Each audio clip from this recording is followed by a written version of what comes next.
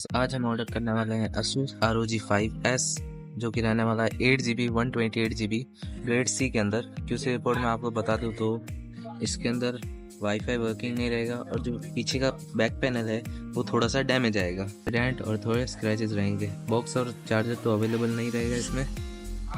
भाई का एड्रेस मैंने पहले ही चूज़ कर लिया है। भाई का नाम संजय है। करते हैं चेकआउट पे क्लिक।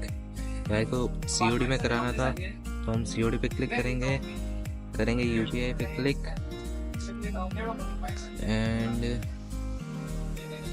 यहाँ पे हम डालेंगे भाई की UPI ID जो कि मैंने यहाँ पे कॉपी कर ली है। और राइट गाइस, मेरे कहने से पहले ही भाई ने पेमेंट कर दिया है और भाई का ऑर्डर